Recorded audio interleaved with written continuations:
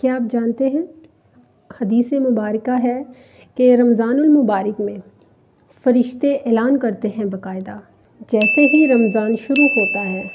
رمضان میں آنے والی ہر فضیلت والی رات میں فرشتے اعلان کرتے ہیں، اے خیر کو پانے والوں اور زیادہ جستجو کرو،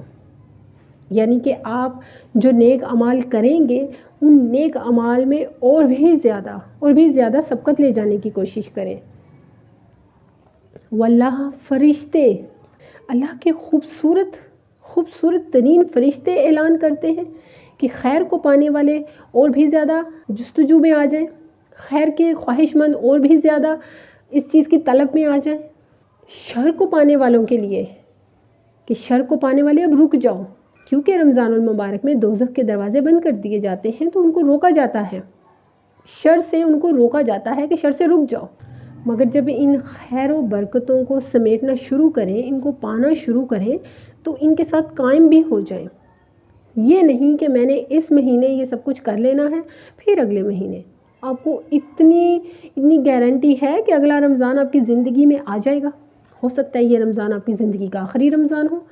یہ بھی تو ہو سکتا ہے کہ یہ رمضان کائنات کا آخری رمضان ہو، واللہ پھر آپ کیا کریں گے؟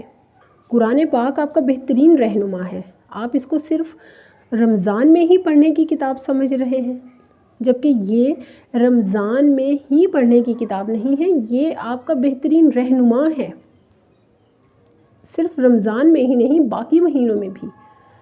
ہاں، رمضان میں اگر آپ اس کو تھام لیں گے تو یہ ایک بہترین ساتھی ہے آپ کا، جو بے شک آپ کے لیے ہدایتوں کے راستے آسان کرتا جائے گا، وہ ہدایتوں کے راستے جو آپ کو اللہ کی قربتوں کے قریب لے جائیں گے، جو آپ کو دنیاوی بے حیائیوں اور دنیاوی لذتوں سے دور کر دیں گے اور اللہ کی قربتوں اور اللہ کی محبتوں کے قریب کر دیں گے۔ 2 بار قرآن پڑھ لیا آپ نے، 3 بار قرآن پڑھ لیا، 4 بار قرآن بھی آپ نے ایک رمضان میں پڑھ لیا، واللہ یہ قرآن پڑھنے کا نہیں سمجھنے کا ساتھی ہے،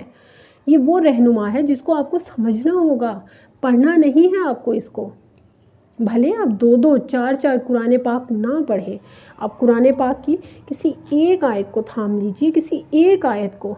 واللہ یقین کیجئے وہ آیت آپ کی فلاح کا ذریعہ بن جائے گی، وہ آیت آپ کی ہدایت کا ذریعہ بن جائے گی، وہ آیت آپ کی اصلاح کا ذریعہ بن جائے گی۔ سمجھنا ہے آپ کو، پڑھنا نہیں ہے۔ یہ کوئی دنیا کی عام کتابوں کی طرح کتاب نہیں ہے کہ بس جلدی سے رٹا لگایا اور چلو جی، نہیں، اس کو سمجھنا ہے۔ قرآن پاک سمجھنے کے لیے ہے، اس کو سمجھیں گے تو اپنے نفع نقصان کو جانیں گے، اس کو سمجھیں گے تو ہی حلال حرام کو جانیں گے، اس کو سمجھیں گے تو ہی اپنے اور اللہ کے درمیان جو راستے ہیں، وہ راستے جو آپ کو اللہ کی رضاؤں سے دور کرتے ہیں، اللہ کی حیاؤں سے دور کرتے ہیں، ان راستوں کو سمجھ سکیں گے جب آپ اس قرآن کو، اس بہترین رہنما کو سمجھیں گے۔ آپ کے لیے رمضان کا مقصد یہ ہونا چاہیے کہ ان 30 دنوں میں آپ نے اللہ سبحانہ و تعالیٰ سے اپنے تمام گناہ بخشوانے ہیں، اللہ سبحانہ و تعالیٰ سے، تاکہ آنے والی زندگی میں آپ اللہ سبحانہ و تعالیٰ کے بہتر سے بہتر قریب ہو سکیں، اللہ کی رضاؤں کو پا سکیں۔ یہاں پر سب سے زیادہ اس بات کو سمجھنے کی ضرورت ہے کہ رمضان کے روزے ہمارے لیے ہیں، انسان کی اپنی فلاح کے لیے ہیں، انسان کے اپنے جسم کی پاکی کے لیے ہیں، انسان کے اپنے فائدے کے لیے ہیں، نہ کہ ہم ان روزوں کو ایسے رکھیں کہ یہ اللہ کا مہینہ ہے، ہم نے پیٹ کے روزے رکھنے ہیں اور اللہ پہ بڑا احسان کر دیا، ایسے بالکل بھی نہیں ہے۔ حدیث قدسی ہے کہ آپ کو کوئی بھی عمل اللہ کے اتنا قریب نہیں کرتا جتنا کہ فرض عمل آپ کو اللہ کے قریب کرتے ہیں۔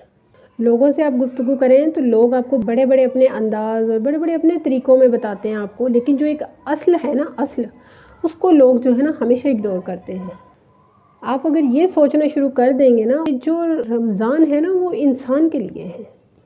ہماری طرف اللہ نے جو بھی فرض اتارے ہیں وہ انسان کی اپنی فلاح کے لیے ہیں، انسان کے اپنے فائدے کے لیے ہیں۔ کسی بھی اللہ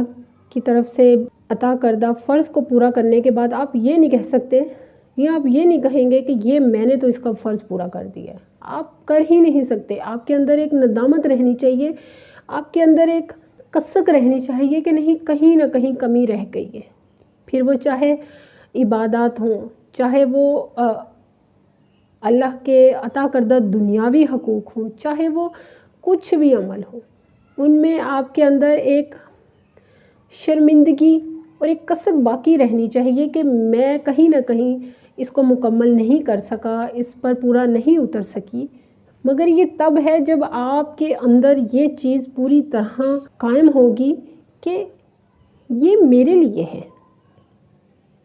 جیسے پردہ ہے تو وہ عورت کے لیے ہے، اس میں عورت کی ہی بہتری ہے۔ اسی طرح بہت ساری چیزیں ہیں جو مردوں میں ہیں، وہ مردوں کی بہتری کے لیے ہیں، جو چیزیں عورتوں کے لیے ہیں وہ عورتوں کی بہتری کے لیے ہیں۔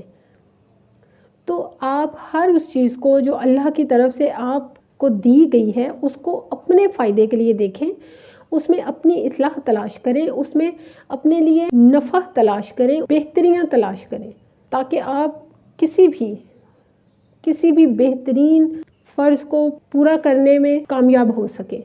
نیگیٹو چیزوں کو مت اچیو کریں، اپنے خیالات کو مت ان چیزوں کی طرف جانے دیں کہ نہیں میں نے تو فلاں 2 رشتوں کو پورا کر لیا ہے تو بس اب اللہ ان رشتوں کے صدقے میں نے جو باقی رشتوں کے ساتھ زیادتیاں کر دی وہ معاف ہو جائیں گی۔ ایسا نہیں ہوتا۔